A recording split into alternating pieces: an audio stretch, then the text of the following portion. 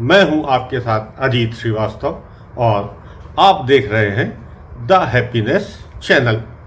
बुद्ध पूर्णिमा के दिन हमने बौद्ध दर्शन पर चर्चा की थी। बौद्ध दर्शन के अनुसार संसार दुखों से भरा पड़ा है, लेकिन दुखों से मुक्ति के उपाय भी हैं, जिसे अष्टांग मार्ग कहते हैं। आइए इस पर चर्चा करते हैं। 8 मार्गों में पहला मार्ग है सम्यक दृष्टि।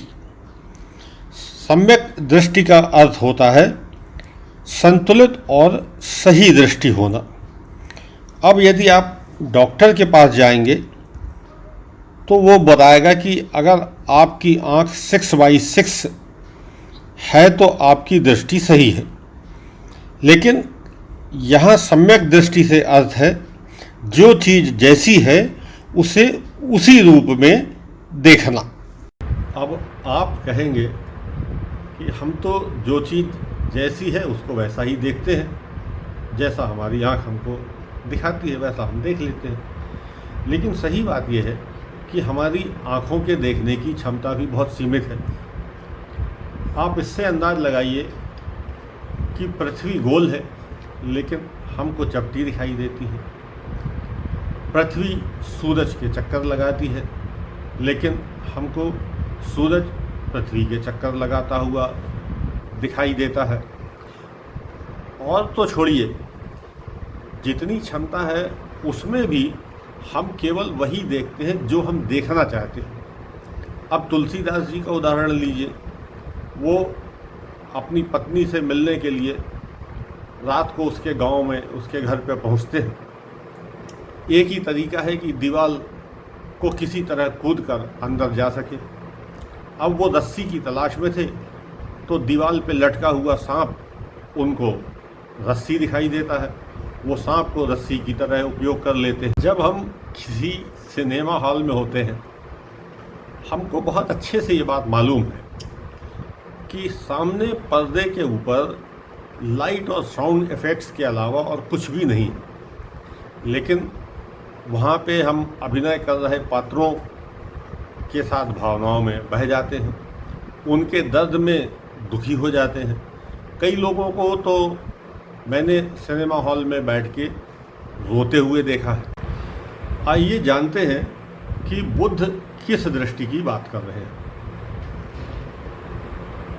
दृष्टि शब्द संस्कृत की दृश्य धातु से बना है, जिसका अर्थ होता है देखना।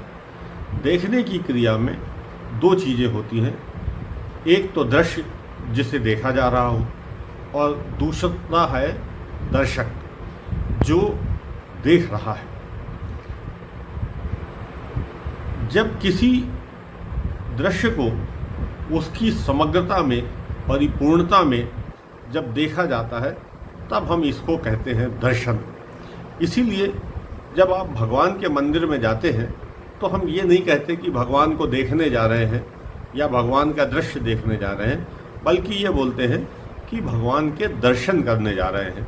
दर्शन का अर्थ ही होता है कि भगवान को उसके समग्र रूप में, परिपूर्ण रूप में जानने के लिए और देखने की जो क्रिया है, इसको हम दर्शन कहते हैं। दर्शन से ही बना है दर्शन शास्त्र। दर्शन शास्त्र में हमको यही, भारतीय दर्शनों में हमको यही बताया जाता है कि हमको दर्शन किस चीज़ का करना है। तो कभी भी दर्शन नेत्रों से संभव नहीं होता है। दर्शन हमको परम सत्य क्या करना है। जब हम परम सत्य को जान लेंगे तो दुखों से मुक्त हो जाएंगे।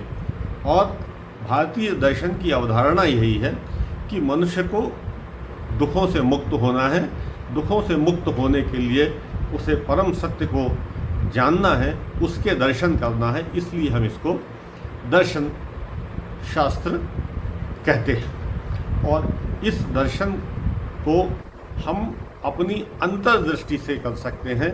बाहर की दृष्टि से दर्शन को करना और दर्शन को जानना संभव नहीं होता है। इस अर्थ में हमारा दर्शन पश्चिम की जो दर्शन की अवधारणा है, जिसको फिलॉसफी कहते हैं, उससे भिन्न है।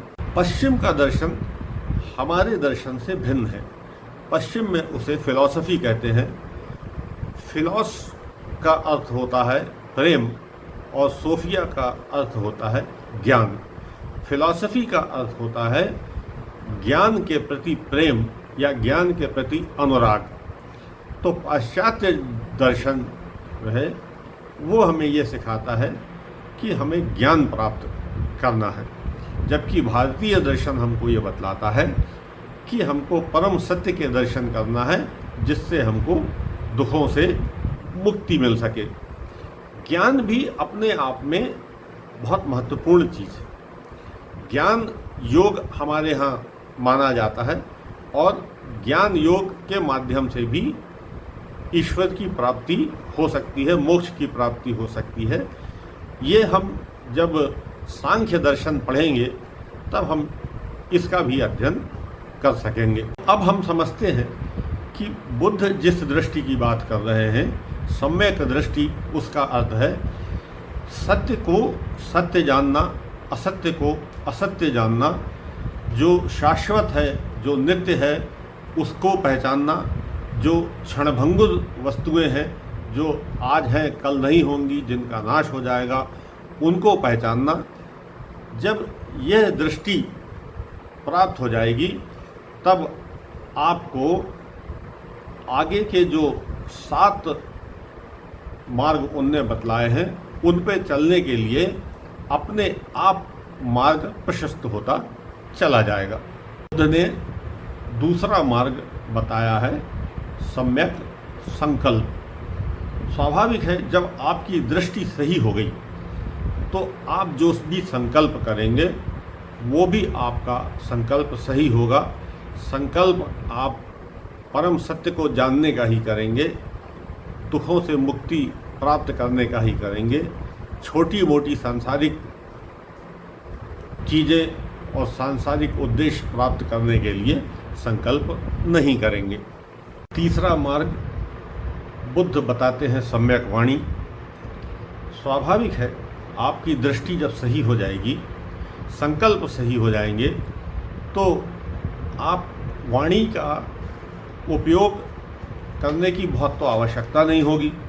जितनी आवश्यकता हो उतना आप वाणी का उपयोग करेंगे और वचन से कोई ऐसी बात भी नहीं कहेंगे कि जिससे किसी को कोई बात बुरी लगे, कोई बात जो है विघ्न उत्पन्न करे। इसमें आप देखिए, स्त्रियों की ओर देखिए, वे कितना काम करती हैं। आप सो रहे होते हैं, वो सुबह उठ जाती हैं, नहा लेती हैं, आपके लिए चाय बना देती हैं, भोजन बना देती हैं, आपके बच्चे के लिए नाश्ता बना देती हैं, उसको तैयार कर देती हैं।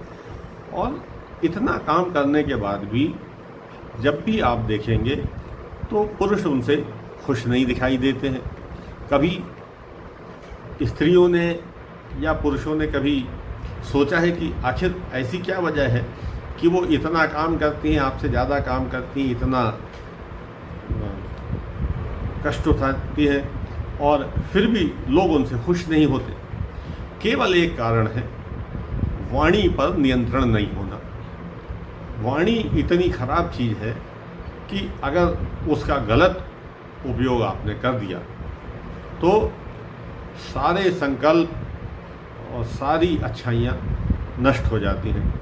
इसलिए बुद्ध से भी जब भी किसी ने कोई प्रश्न पूछा है तो वे, अगर आपने पूछा है कि ईश्वर हैं, तो बुद्ध मौन रह जाते। बुद्ध ने कभी ना तो हाँ में उत्तर दिया, ना कभी ना में उत्तर दिया। अगला अर्थात चौथा मार्ग जो उनने बताया है वो है सम्यक कर्मांत। कर्म आपको वही करना है जो आपका मन गवाही देता है। दूसरों के कहने से कोई कर्म नहीं करना है। और जब आपकी दृष्टि पवित्र हो गई है, संकल्प पवित्र हो गए हैं, तो स्वाभाविक है कि आप वही कर्म करेंगे जो सबकी भलाई के लिए होगा, जो उचित होगा। पांचवा मार्ग बुद्ध बताते हैं सम्यक आजीविका। अपनी आजीविका कैसी होनी चाहिए? जीवित रहने के लिए कुछ ना कुछ कार्य करना और धनोपार्जन करना आवश्यक है। लेकिन जब आपकी दृष्टि उचित होगी, संकल्प उचित होंगे, कर्म उचित होंगे, तो निश्चित रूप से आप किसी भी गलत कार्य से धनोपार्जन नहीं करेंगे और उतना ही धनोपार्जन करेंगे, अनावश्यक संग्रह नहीं करेंगे। तो स्वाभाविक है कि आपकी आजीविका भी सही हो जाएगी। छठवां मार्ग बुद्ध बताते हैं सम्यक व्यायाम। व्यायाम शरीर को स्वस्थ रखने के लिए जितना जरूरी है उतना करना बहुत आवश्यक है। शरीर जब स्वस्थ होगा, स्वस्थ शरीर में स्वस्थ मन का निवास होगा, और जब मन स्वस्थ होगा तो आप सही दृष्टि पा सकेंगे, सही कार्य कर सकेंगे। इसलिए बुद्ध ने व्यायाम के ऊपर भी जोर दिया है, लेकिन यहाँ फिर उन्होंने सम्यक शब्द का प्रयोग किया है। अर्थात ऐसा आपको नहीं करना है कि केवल शरीर के लिए ही सारे कार्य कर रहे हैं, केवल शरीर को पुष्ट बनाने के लिए और अनावश्यक या आवश्यकता से अधिक व्यायाम कर रहे हैं। व्यायाम का उद्देश्य उतना ही होना चाहिए कि जिसने में शरीर स्वस्थ और निरोग रह सके। सातवां मार्ग बुद्ध बताते हैं सम्यक स्मृति। स्मृति, पुरानी स्मृति चाहे वो अच्छी हो या बुरी हो, वो हमेशा कष्टदायक होती है। अगर आप की दुखद स्मृति पुरानी है, आज आप उसे याद करते हैं तो आप उसे याद करके दुखी होंगे।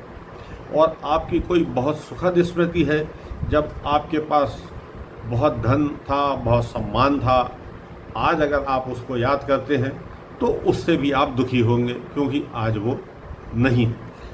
इसलिए बुद्ध कहते हैं कि अनावश्यक बातों की स्मृति न रखी जाए, जो उन्हीं बातों की स्मृति रखना है कि जितनी हमको आवश्यक है, और गैर जरूरी बातों की स्मृति रखना भी नहीं है, और उस स्मृति को याद करके कभी दुखी भी नहीं होना है।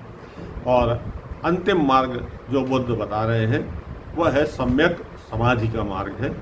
सम्यक समाधि का अर्थ ही होता है कि जब आपको निर्वाण प्राप्त हो जाए, जब आप दुखों से मुक्त हो जाएं, तो सम्यक समाधि जो 8वां मार्ग है वह बाकी 7 मार्गों से अपने आप घटित होता है। इसके लिए आपको कुछ करने की आवश्यकता नहीं है। इस तरह बुद्ध ने ये 8 मार्ग बताए हैं जिनका अनुसरण करके मनुष्य दुखों के इस संसार से मुक्ति पा सकता है। अब आप यह भी जानना चाहेंगे कि बुद्धम शरणम गच्छामि, संघम शरणम गच्छामि और धम्मम शरणम गच्छामि क्यों कहा जाता है। दुखों से मुक्ति प्राप्त करने के लिए जो बुद्ध के समकालीन लोग थे, उनके पास एक मार्ग खुला हुआ था कि वे बुद्ध की शरण में चले जाएं और उनके मार्गदर्शन में इन 8 मार्ग का अनुसरण करें और दुखों से मुक्ति पा जाएं। लेकिन जो बुद्ध के समकालीन नहीं हैं, उनके लिए बुद्ध ने व्यवस्था ये की है कि उन्होंने डेमोक्रेटिक तरीके से चुने गए लोगों के द्वारा संघों का निर्माण किया है। जिन संगम में बौद्ध भिक्षु रहते हैं, आप उनके साथ बौद्ध विहार में रहकर और वहाँ लोगों के साथ नियम दिनचर्या का पालन कर सकते हैं, 8 मार्ग का अनुसरण करके मुक्ति पा सकते हैं। लेकिन ऐसे भी लोग हैं जो संसार में रहते हैं, जो बौद्ध विहार में जाकर जीवन नहीं व्यतीत कर सकते, उनकी मुक्ति का क्या उपाय हो सकता है। तो उनकी मुक्ति का उपाय यह है कि वे धर्म ग्रंथों में लिखे गए, दिए गए उपदेशों को पढ़ें उनका अनुसरण करें। तो उपदेशों को और धर्म ग्रंथों को उन्होंने धम्मम कहा है, धम्म कहा है। तो धम्मम शरणम गच्छामि। जब आप संसार में रहकर अगर बुद्ध के मार्ग पर चलना चाहते हैं तो आप धम्म के मार्ग पर चलेंगे। तो सारांश में बौद्ध दर्शन जितना मैं समझता हूँ मैंने आप सबके साथ शेयर किया है। और चूँकि दर्शन में आपकी रुचि जाग रही है तो अब मैं अगला वीडियो आपको भारतीय दर्शन के ऊपर और भारतीय दर्शन के जो अन्य दूसरे दर्शन हैं उनके ऊपर आपके साथ शेयर करने की कोशिश करूँगा। आप के लिए आवश्यक है कि आप चैनल को सब्सक्राइब कर दें ताकि जो भी मैं वीडियो बनाऊं आपको सूचना मिल सके, आप उसे देख सकें। लाइक करना और शेयर करना हमेशा की तरह आपसे अनुरोध है कि वीडियो को लाइक करें और अधिक से अधिक शेयर करें। धन्यवाद।